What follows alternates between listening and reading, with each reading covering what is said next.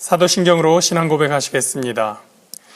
전능하사 천지를 만드신 하나님 아버지를 내가 믿사오며 그 외아들 우리 주 예수 그리스도를 믿사오니 이는 성령으로 잉태하사 동정녀 마리아에게 나시고 본디오 빌라도에게 고난을 받으사 십자가에 못 박혀 죽으시고 장사한 지 사흘 만에 죽은 자 가운데서 다시 살아나시며 하늘에 오르사 전능하신 하나님 우편에 앉아 계시다가 저리로서 산자와 죽은 자를 심판하러 오시리라.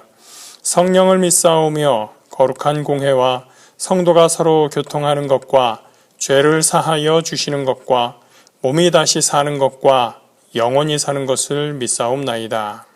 아멘. 오늘 함께 보실 말씀 신명기 19장 11절부터 13절까지 말씀입니다. 제가 가진 구약성경 292면에 있습니다. 구약성경 292페이지 신명기 19장 11절부터 13절까지 말씀입니다.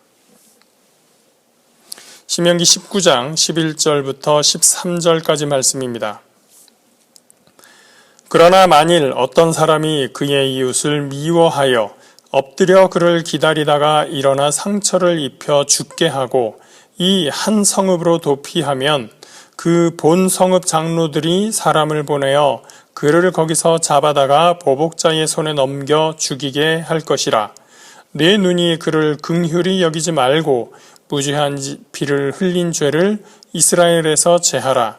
그리하면 내게 복이 있으리라. 아멘. 지난 시간에 신명기 19장 3절 말씀을 통해서 도피성에는 모든 살인자들이 피하도록 하라 라고 한 것을 보았습니다. 진실이 확인되지 않은 상태에서 즉각적인 복수를 하게 되면 경우에 따라서 의도치 않은 사고로 가해자가 된 사람이 항변도 제대로 해보지 못하고 사실은 이렇습니다라는 것도 밝히지 못하고 억울하게 목숨을 잃을 수 있기 때문입니다. 실수로 다른 사람의 목숨을 잃게 한 사람이 악의를 가지고 다른 사람의 목숨을 빼앗은 사람과 동일하게 취급되는 것을 성경은 방지하고자 합니다. 일단 모든 가해자들을 도피성으로 달아나게 한다는 것은 그곳에서 정당한 재판을 받게 한다는 것입니다.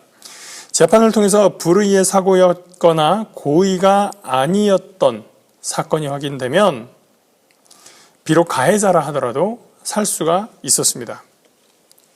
제가 예전에 듣기로 우리나라에서 어떤 피의자가 1심 재판에서 사형이 선고가 되면 의무적으로 2심 항소를 할 수 있도록 되어 있다라는 얘기를 들은 적이 있습니다.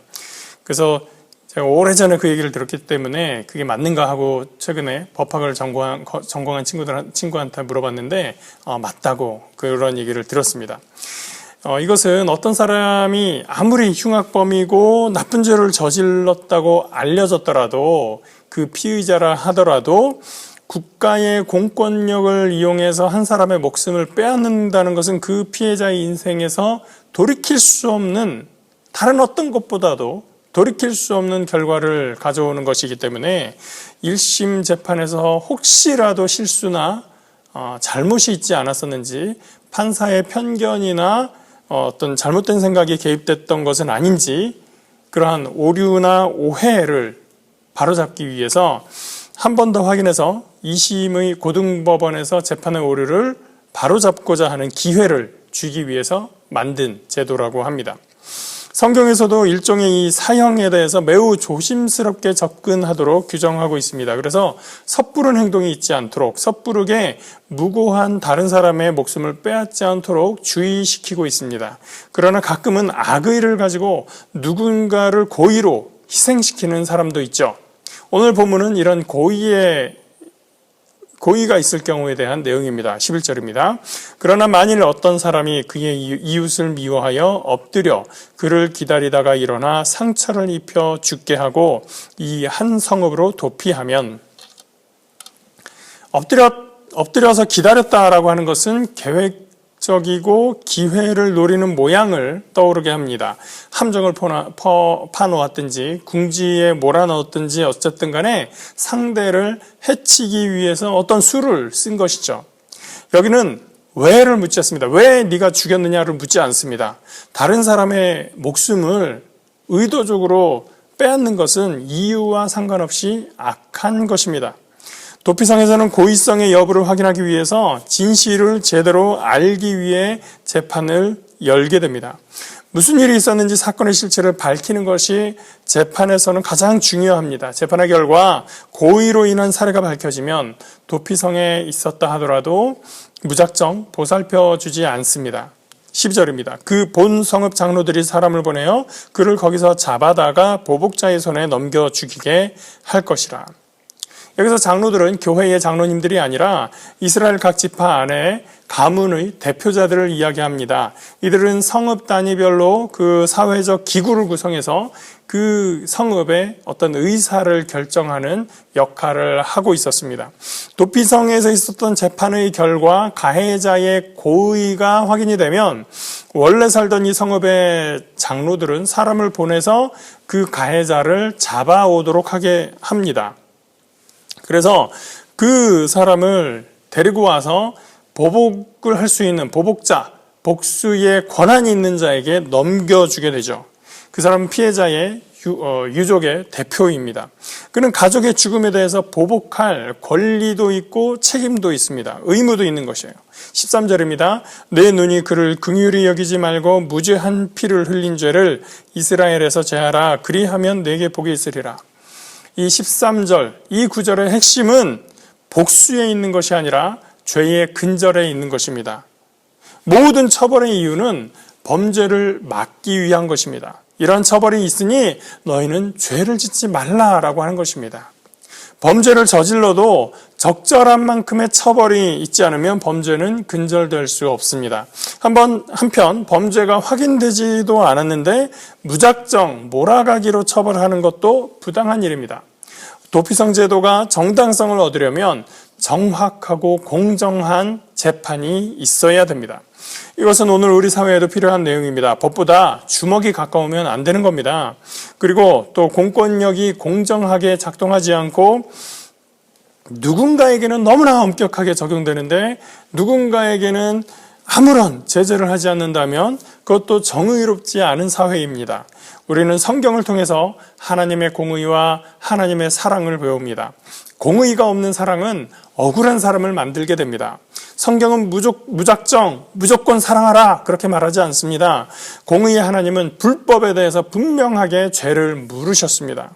다만 그 죄에 대한 결과에 대해 예수 그리스도를 통해서 사람이 스스로 책임질 수 없는 그 죄의 값을 치루어 하나님의 사랑을 보여주셨던 겁니다. 하나님께서 죄 때문에 예수 그리스도를 희생시켰던 그 사랑을 우리가 안다면 죄를 용서받았다고 해서 이제 나는 자유인이라고 해서 마음껏 더 많은 죄를 짓도록 하며 살지는 않을 것입니다.